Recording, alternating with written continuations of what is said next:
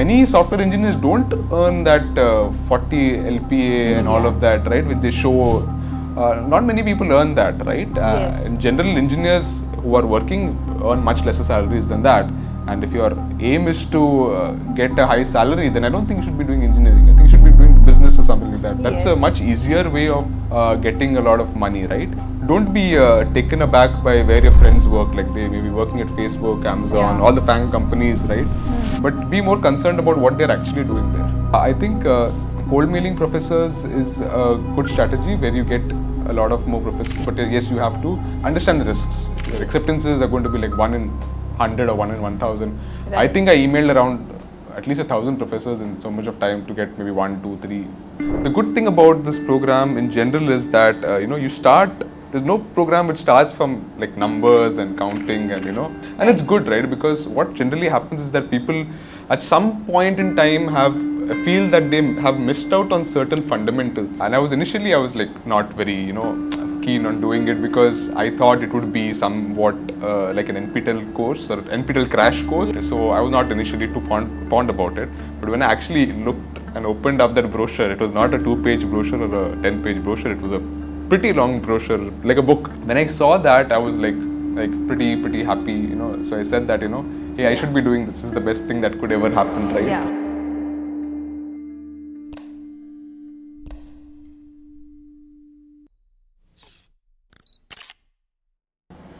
Hello everyone and welcome to another episode of Stories by IITM BS. Today we have with us Alan Pace, who is a student of IITM BS degree who bagged a research internship at the Neurosymbolic AI lab of the Carnegie Mellon University, and he is also continuing his project at IITM right now. So Alan, can you share a brief background about yourself? Yeah, so hi everyone, I'm Alan. I'm a student of the BS degree in data science and applications at IIT Madras. I'm currently in my third year of the BSc. I'll be finishing it in this term, and I'll be done with the 4-year BS by March or April of 2025, right, which is the Jan term. I did my BTech in computer science from Pune, and in my second year of my degree over there, I started alongside with this program. So it's been a great experience so far. Okay, Alan. So first of all, how did you come to know about the IITM BS degree program? Okay, so that's a fun story, right? So actually, it was one day in the August of 2020 where my mom got a WhatsApp message from one of her friends saying that there's this. It was actually the brochure of the program. Yeah. And saying that there's this online degree program from IIT Madras, and it was pretty new. Online degrees weren't a thing back then, right? Yeah, exactly. And so it came, and then my mom forwarded that brochure to me. And I was like not very keen on doing it because I thought it would be somewhat like an NPTEL course or NPTEL crash course, Yeah. like combining all of data science in a 4-month or 6-month course. Yes. Because at that time also Google had also, I think, come up with these certification programs where you had 6 months you could get a project manager certification or a data analyst certification. So I thought it would be something like that, right? So I was not initially too fond about it. But when I actually looked and opened up that brochure, it was not a 2-page brochure or a 10-page brochure. It was a pretty long brochure, like a book, right, of everything that the program is doing and everything the program is offering. And it was not a 4-month program, but it was a 3-year BSc degree. At that time, it was a BSc degree, which is the way it started off. And and when I saw that, you're treated like a normal student, you'll be given everything like that. It'll just be an online mode of instruction, but the academic experience would be the same. And when I went through those courses which were mentioned, I found them to be like pretty good, right? I mean, they're covering a lot of computer science concepts and a lot of data science foundations which are required, which are very important, to be very honest, right? Right. So when I saw that, I was like pretty happy, So I said that, hey, I should be doing this. This is the best thing that could ever happen, right? Yeah. So at first I did not believe it, but I think with time when I looked at the program, saw some videos about it, I found it to be a very genuine offering. And yeah, I was very happy to have taken that decision. Okay, Alan. So that's great to hear. Actually, the journey of you coming to know about the IITM BS degree program. So how has your journey been so far since you started? Years back, and right now in 2024, you are currently at the degree level of the program. So how has the academic journey been of the foundational, diploma, and the degree levels till now? Yeah, so I think it has been like a gradual step up, right? So the foundation level was more focused on the basics. So the good thing about this program in general is that you start. There's no program which starts from like numbers and counting, and Professor Madhavan does a great job of starting off at the very basics, at least in maths. Yeah. Professor Usha, I think, was statistics, right? Yes. Start from the very basics, like even a person from the 10th grade or something could easily grasp those 8th and 9th standard level concepts. And it's good, right? Because what generally happens is that people at some point in time feel that they have missed out on certain fundamentals, right? So it is, I think, a good idea to get everyone to the starting line, the same starting line, right? And once you do that, I think it gives everyone the confidence that you're also equipped to go forward. I think that initial phase is something which a lot of people don't talk about or focus on, but I feel that is a very, very important phase. At least the first 4 weeks of even preparation for the qualifier. Yes. Right? I think that's very influential. You learn a lot about the basic stuff that you thought you knew about a lot. Yeah. But there are some curves here and there which you do not pay a lot of attention to, which the program or the problems that they give you, right? They make you realize those small intricacies, right? And that's when you actually start getting into the the IIT way of doing things in some sense, right? So I think that really prepares you, and being taught by like such high professors, like, was so good in their work, right, and their research and whatever, right, is really it's a great experience. It was a great experience for me. So I started off in the I think we had our qualifier release on 5th of October 2020, and we had our qualifier exam on the 22nd of November 2020, right? So we got around a month and a half to prepare for it, and then I gave the qualifier, I came into the program, and the first, you can say the first foundation terms I took like kind of 4 subjects. So it was kind of the easier version of it, and then afterwards later on, like, we came to a slightly higher level of it, right? Yeah. So but the you can say the pickup was gradual, right? It was not something like very steep that people couldn't pick it up, and people who were sincere kind of came to the diploma level. And the diploma level, I think, is more of a specialization in programming and a specialization in data science, right? Because you have six courses from each, which you have to do, right? So I think people should, I think, also focus a bit on the programming side. I think people generally, the people who try to exit with one diploma, I've generally seen they kind of just take the data science path and then they exit with one diploma. I don't think that is very ideal, because like, I think programming is a skill which people do not have to a good extent. Right. It's and it takes some time and effort to build it up. And I think a program like this is really helping you build that skill to a very high level and a very good level. So I think that people should also take the programming courses and do a good amount of programming courses, even if they do not want to kind of graduate with that diploma. But I think the courses there are also very, very good, and they teach you a lot of fundamentals of programming, which I feel was amazing, right? Right. So instead of just focusing on the data science courses, just a brief thing of advice, like, try to focus a lot on the programming courses as well. Right. So the programming courses, they focus more on programming, system development and stuff like that, and data science is like more of the maths and stats between data science, right, and machine learning and all. So that's the thing that you cover up in the diploma stage, right? Yeah.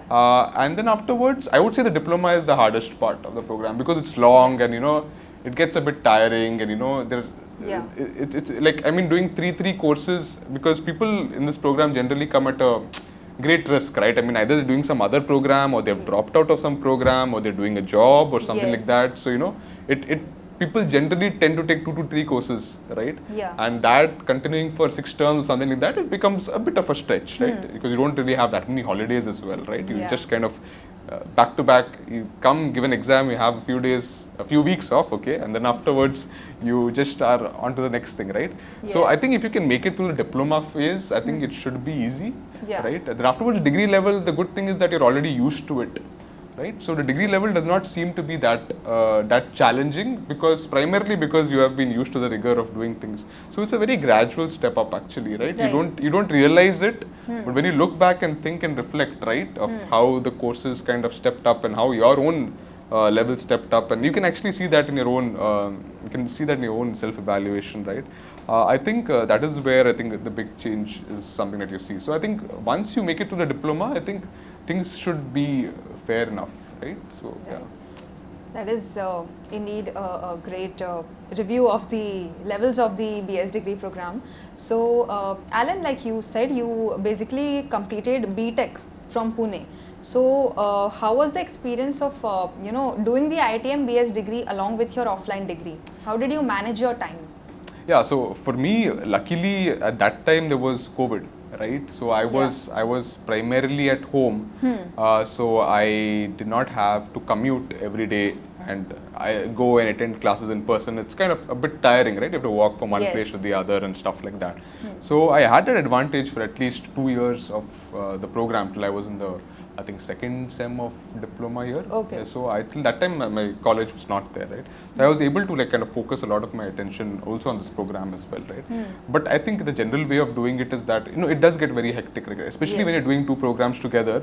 The reason it gets hectic is because you have conflicting deadlines. You can't tell somebody else, hey, I have a quiz this Sunday, so let's push this project deadline. I mean, people won't make that much of a consideration. Sometimes they may, sometimes they may not, right? And you have your exam on a Sunday, and then afterwards you have your college exams on a Wednesday onwards and all. So that part of conflicting deadlines, right, that tends to get a bit stressful, right? Because it's all the time. At least for the time where I was in college, I was either preparing for an exam here or preparing for an exam in college, right?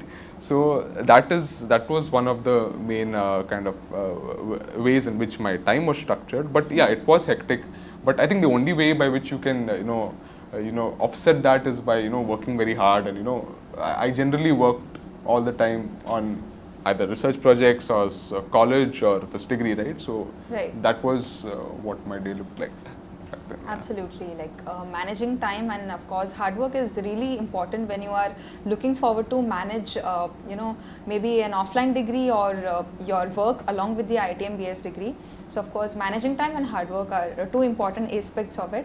Now coming to the research internship part, so a lot of students are really keen and interested in landing a great internship at a great institute because it really adds into your resume, your experience. So how was your journey of bagging the research internship at the Carnegie Mellon University? Yeah, okay, so it was a long process, right? Long process in the sense the application was not the long process. Okay. But for me to start where I started, do research for a long time and then afterwards be able to apply to a internship of that sort, I think that was a gradual and longer process. So I began doing research right in my offline college. I started in the domain of biology and computer science. Okay. So we were doing some work in galvanic skin response sensors and measuring human stress response using them.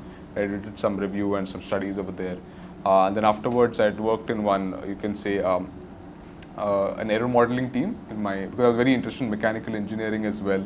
So mechanical engineering and computer science, that intersection I worked. Then I also was interested in we had some drone project which was going on in which we had to hack drones and de-authenticate them and stuff like that. So that kind of computer networks and computer science, those areas, right?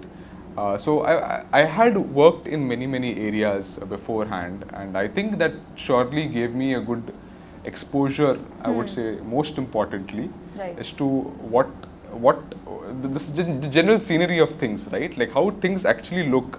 You only will know once you explore that field, and sometimes somebody may say that something is important, something is not important. But when you explore both, you really understand that hey, it's not that black and white. Yeah. Right? It's more nuanced than that.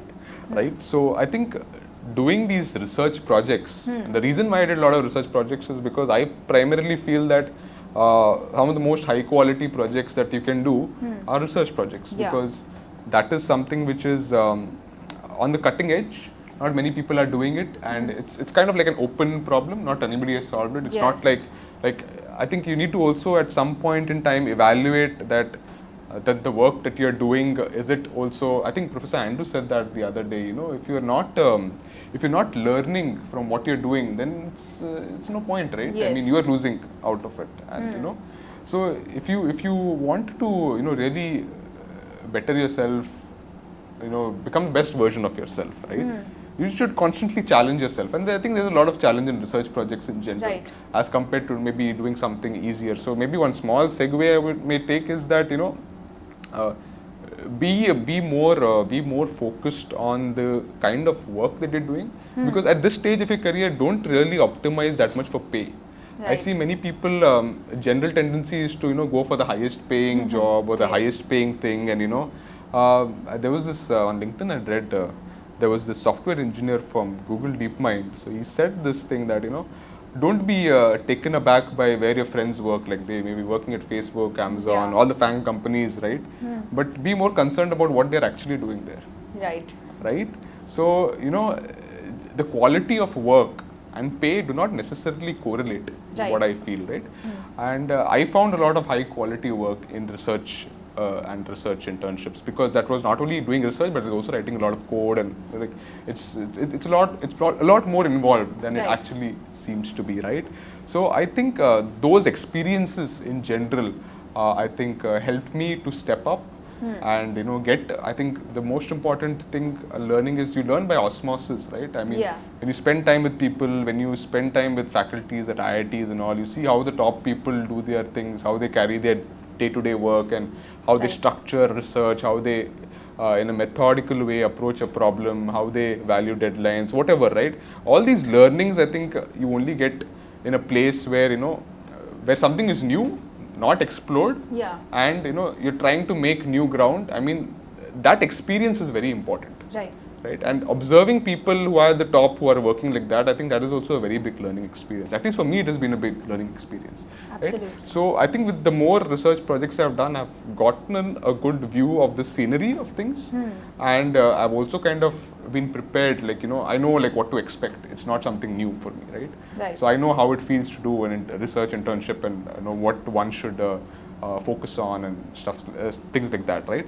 So I think that is an important thing, is to try to get experience, try to explore. I mean, it's a very important thing that I want to drive home, is that people should, at this stage of their career, they should really explore a lot more. They should see, try, test things, instead of adhering to templates that other people set for you.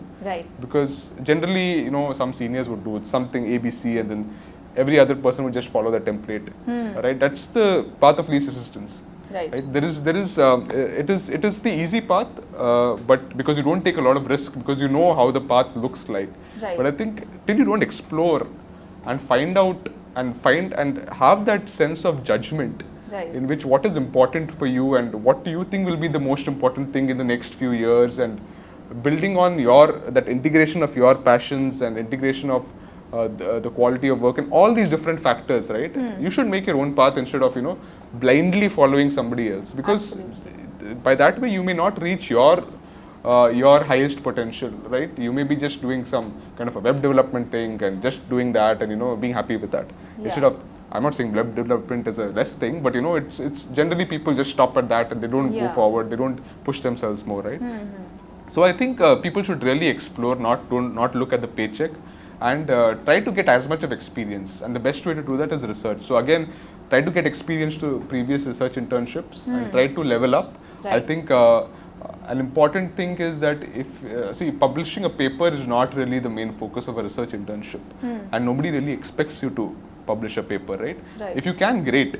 Nobody expects you to, but if you can, great, right? The whole thing is that the understanding of the process of research, I think once you go through a few cycles of that, you automatically feel more and more ready, right? And I mean, a small point is that people literally, compare a lot of pay for like remote internships, at least in research domains, are not generally paid. So be prepared for that. Okay.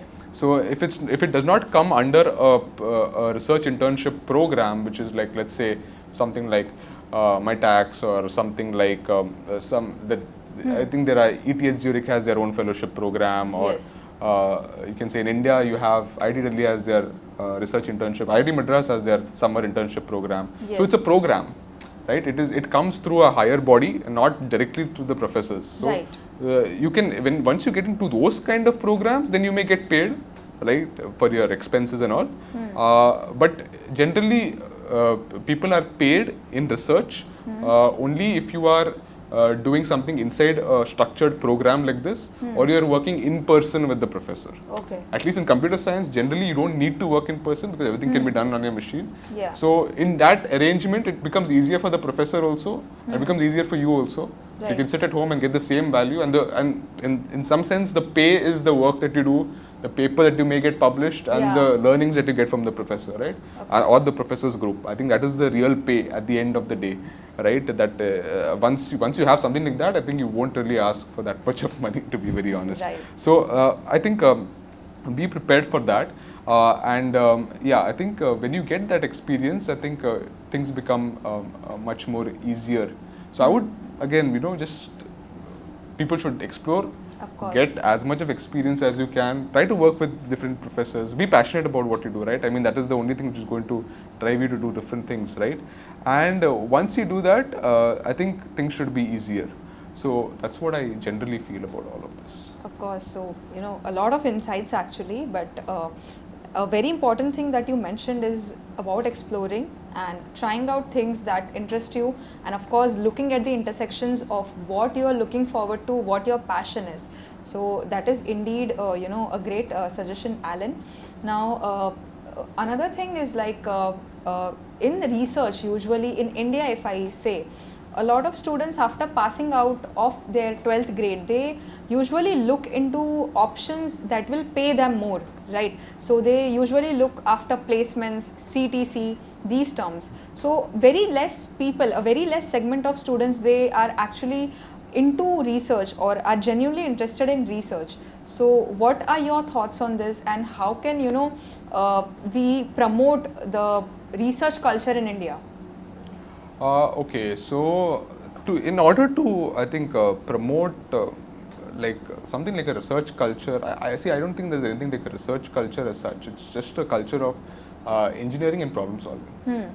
Are you interested in building things, or are you interested in finding out new things? I mean, like every engineer or a scientist, like everybody who comes out of an IIT or anything like that, right, would kind of have their job in one of these or an intersection of both. Either you are building something, or either you are finding something new, or in general you are doing a mix, because engineering, like building something, also requires some research, reading up and stuff like that, right? So I think when you are really into building things and when you like doing things, I think that culture and the mindset comes automatically, right? So if you want to, that's what I'm saying, right? This varied experience, you kind of get it through a research internship. Right. The entire spectrum of actually building things and actually finding out new things and everything in the middle, right? You get them at a research internship. So that's why I'm like so fond of research internships, right? Yeah. But on a higher level, I think for people, see, because in some sense you cannot remove that, you can say, love for money that people have, and it's fine. I mean, it's not something bad to have. I mean, everybody does have some idea of, okay, this is going to pay me well or whatever, and it's fine, right? But you should just not be making your career choices just on the basis of that parameter. Yeah, because to be very honest, engineering is not generally a very high-paying field if you look at it very logically.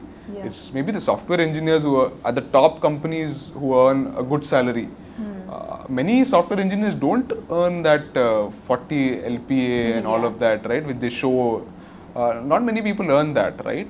In general, engineers who are working earn much lesser salaries than that.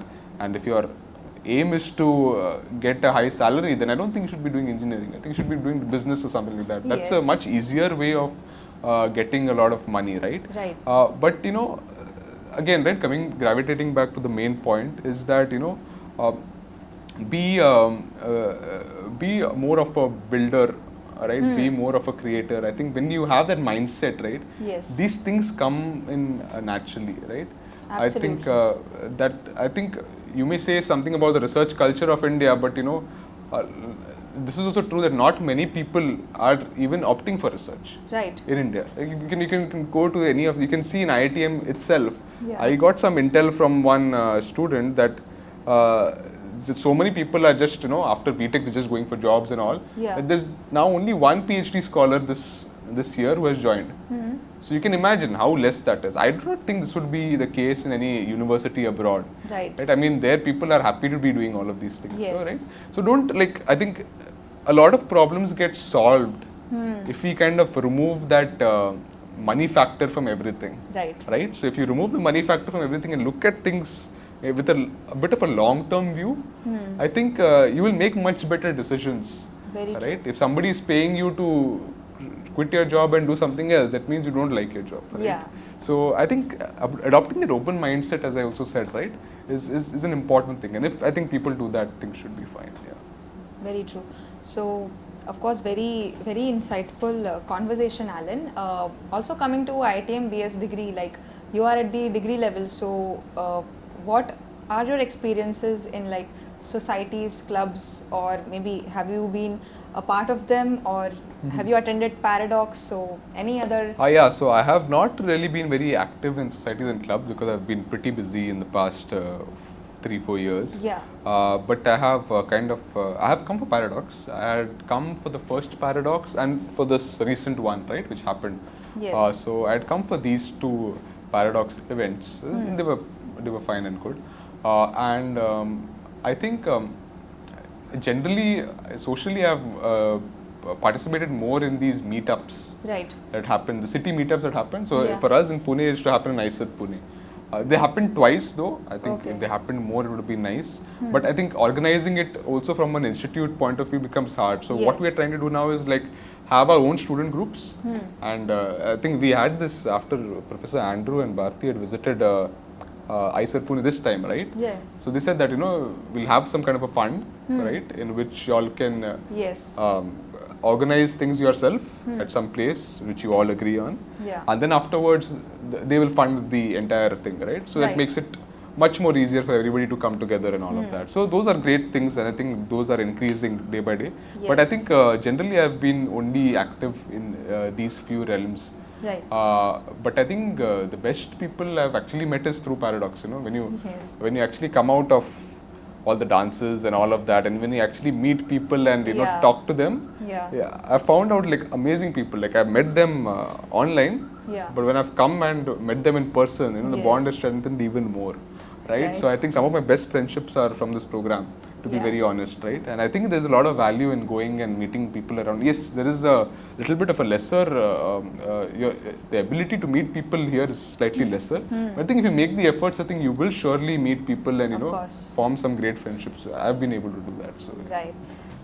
So great to hear that you were able to interact with a lot of good people at Paradox.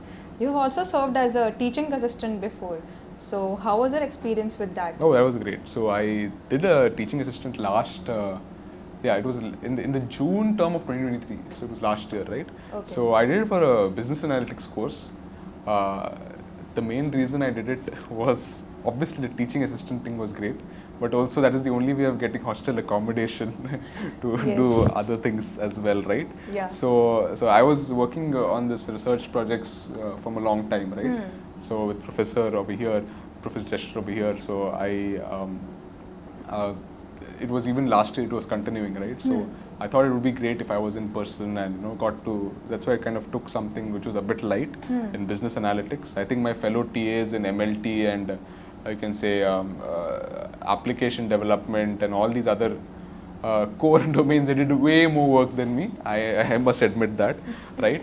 And but it was a great experience. We met with fellow TAs and it was quite a fun experience. So Yeah. with the subject I had at business analytics, so I think I had to conduct weekly sessions or something like that, in which so what I did personally for that is I kind of used the slides which are made with the instructor and added like more slides and annotated those slides so that that can become like an entire compendium of Yeah. information for the people to revise and learn from. So that was my general duty as a TA over there, right? Yeah, but it's a great experience. You actually appreciate teaching way more when you're in the spot of the teacher. Yes. Right? Because it's way harder to do that. Yeah. And you really appreciate how much you need to learn about a subject before you can teach it. Right? Like I found out, I got an S grade in business analytics. But I found out so many things I didn't know at all. Right. Unless I really explained it to people. So it really helped me to develop a much deeper, let's say, understanding of those concepts. So I think in general, if people want to kind of focus on some area and go deep into it, I think a TA would give you a good hold on the theory of the subject. Apart from you being there and helping people out, which I think is a noble cause anyways, right? I think you really develop a very deep understanding. Like my fellow TAs who are from the MLT subject, right? They've really developed a very, very deep understanding of machine learning techniques, machine learning foundations. Right. They're really, really good at that, right? So I think that experience really helps you to grow and helps other people to grow. So I think there could be nothing better than that, right? Of course, of course, of course. It's a great experience, and it really deepens your knowledge on the subject as well. Absolutely. So, Alan, at the end, I would like you to give your ending tips and suggestions for students who are looking forward to start off in the research field, or how should they actually start off with seeking research opportunities? Okay, so in order to start off with research opportunities, I think the first is a mindset change, right? You may get very intimidated looking at what people are doing in the research domain, because it is intimidating. Like if I look at somebody's paper, I just feel like I know nothing at all. Right? It's because, but one thing you need to realize is that paper was written over a long time and after a lot of revisions and by very experienced people, right? So the first thing that you need to understand is it's okay to not know things, and I don't know many things. Okay, even now I don't know many things, and it's okay to be that, right? So once you have that mindset, you also you stop judging yourself too much, thinking that will I be good enough for doing this or will I not be good enough for doing this, and you kind of adopt a more open mindset in which you kind of are more receptive to learning new things. Okay, if I don't know this, doesn't necessarily mean it's something with me, but I learn it. Like, what is this? Just for the fun of doing it, right? Let me learn this, let me see how this works, and let me see how can I include that. I read this theorems, how can I kind of use them in my project? Or I saw this code base, how can I integrate it in my project? Whatever, I saw this idea in some paper, how can I integrate it in my project, right? So I think when you have the main point is to have an open mindset, and don't really kind of limit yourself before you apply, right? I mean, I don't think it's your job to select, right? It's a professor's job, and if the professor feels that you are worthy enough, then I think things should be fine, right? So have an open mindset, and if you have to build any prerequisites, I would suggest that before you start into an internship, and if you want to take it very seriously, I think doing a small course really helps. So if you want to do something in machine learning, either going to some of our video lectures on the BS program, or doing a Coursera course, I think, from Stanford by Andrew Inju, right? So I think if you do his course, many people do his course, and I think if you can do that can give you the good prerequisites to start off, right? Because I believe that you need some spanning set of knowledge, and then afterwards you can build on that. But if you just kind of go without doing anything, directly, then it becomes slightly harder to cope up, right? Not that you cannot, but it becomes slightly harder to. So try to do a course in a general domain, but if you want something specific, I think the professor will give you papers and all to build up those prerequisites, right? And that is the way it works in general, right? But be okay with not knowing things. Be okay with not understanding everything. It's pretty normal, right? I think that is an important thing. As for applying for research internships, I think there are two ways of generally doing it. First is you apply to research internship programs, like you have the summer research internship here at IITM, some at IIC Bangalore, and IIT Delhi. Abroad you have some few which are, I think, Meetups. I think Meetups is good. I've heard. I did not apply to that, but I've heard that it's pretty good and it gives you an in-person funded experience, right? So Meetups, I'm not really sure, but that's a good program. Then you have something in Max Planck, Germany, and you have these EPFL and ETH Zurich. They have their research internship programs, right? So you could maybe apply to those programs, and I think go and research. There are many more. I just said a few, right? There are way more research internship programs like that, which are fully funded, right? So I think that is there. So you can apply to those programs. But one word of caution is that these are very structured programs, right? Yes. So they have kind of institutional limits on how many people they can take. And because of that, it kind of generally becomes competitive, yes, but it also becomes a very structured way in which very few professors come with a certain project area. Right. And you need to apply to that project area. Right? If you're not really very interested in that project area, right, then you may not pursue that. Right? So those kind of drawbacks come in general through a research internship program, which is kind of through an actual proper structured program, right? But if you want to do something which is informal, right, which is as good as a research internship, right, which should most probably be remote, because you're not really guaranteed that funding. But I think for computer science and all, it really doesn't matter. Many people do remote internships and they later get funding and then go and do work there, right? So, or it's not a way that you will not get funding, right? It's just, it's a different way of applying, right? Which is something which is not the same as applying to a direct program, in which, right? So, in this lateral way is cold mailing professors. Okay. So, you kind of email a brief introduction of yourself, what all you have done, the projects that you have worked on, and you kind of attach your resume. I'd suggest people to attach them as a little bit specific and technical. Attach them as Google Drive links, because sometimes what happens is professors have a PDF filter, right? Okay. And it kind of goes into their spam box. So to avoid that, you can just kind of upload your materials in Google Drive, and include links in that email. Try to keep the email short and succinct, right? You are trying to kind of pitch yourself and say what you're good at, right, to the professor. So that's how you should keep it. Keep it maybe 2-3 paragraphs. Don't keep it too long, right? Because obviously you don't have the time to read everything, right? Right. But try to capture as much of information as you can about yourself in these kind of small kind of emails. Keep it concise and keep it genuine, right? And once you do that, you will have to do this for a long time, right? Because cold mailing professors it's a pretty tedious job, right? I mean, and if you're doing like kind of 2 programs along with all of this, it really takes a good amount of time. So it's not that easy. But if you have the enthusiasm to do it, right, then you will get through with it, right? So I think cold mailing professors is a good strategy where you get a lot of more professors. But yes, you have to be a very understand the risks. Acceptances are going to be like 1 in 100 or 1 in 1000. Right. I think I emailed around at least 1,000 professors in so much of time to get maybe 1, 2, 3. Right. So I think you will have to cover a lot. And if a professor does not take you, it does not necessarily mean that your profile was bad.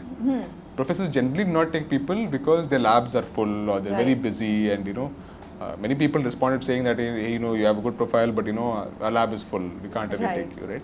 So don't really get that discouraged if someone gives you a negative response. It's a lot about fit and how they think about you in general. So don't really make a judgment on your profile just on the response, right? Just kind of, it's like a hit or a miss, right? If it works, it works, right? So don't really stress too much about that, right? I think that is an important aspect of you can say applying to professors. Yeah, so one important thing, Bhargavi, here which I want to mention is that do not waste too much of time on a professor. Okay. Right? Like initially what I would do was I would spend literally half an hour to 45 minutes on one professor making my statement of purpose, everything, and then later to just get a response that our lab is full. Right? And I mean, here you're doing it at a huge risk and constraint, right? You are having 2 programs, you're doing some other research projects, and out of that you're removing time to do all of this as well. Of course. Right? So I think the most important thing is to do not spend too much of time on a professor, right? But kind of don't keep your mail don't mass mail professors. I don't think they like it. Be sure that you're messaging a professor, and before emailing a professor, like please at least go through that professor's research profile, see what papers you like. Don't read through all of them, but at least have an idea of what the professor is working on, right? And say a small line in email saying that your work on such and such domain is very interesting. I mean, that's it, right? Keep it that simple, right? Don't need to be pretentious saying that, I have an idea which will extend your work and this and that. They know that you're lying most probably, unless you're some Einstein or something like that, right? So I think keep it genuine is what I'm saying, right? Write a small line of summary of why you find that work interesting. A line or 2 is more than enough, right? And afterwards, I think that is the most important thing, right? And do not spend too much of time on a professor, because generally the professor would take you looking at your profile. Right. Right? They'll look at your profile and they're so experienced, they'll know whether you're a fit or not. Right? So you don't need to really do too much of explaining. Right? Things will happen on their own. Try to reach out to many people, but don't do it in a mass-mailed way. It's some kind of a hybrid between being individual and reaching out to a lot of people. The problem that happens generally is that people oscillate towards either one of these extremes. Right? The mass mailing, in which they just put "Dear Professor" and then they start with the email and they send it to 100 professors. Right? I mean, you won't like that if that is done to you, right? Yes. And sometimes even they send it to a wrong professor, a professor from let's say electrical engineering. They will message and they will say, I loved your work on naval architecture and all of that. And the professor is like, oh, did I work on this as well? Right? So do some background research. Don't spend too much of time. As a thumb rule, I think 5-10 minutes on a professor should be good, right? And then afterwards, try to reach many more people, right? And if you can reach more people, I think that will set the deal for things further. So I think that's the most important. Yeah. Absolutely. Great insights actually, Alan. And I'm pretty sure I myself got a lot of insights, and students definitely who are looking forward to research, and of course the way you guided and explained each thing in great detail. So it's really appreciable. So thank you so much for taking out your valuable time for this podcast. Happy to do this. Yes. Thank you so much, Alan. Sure, Bhargavi. Thanks for having me.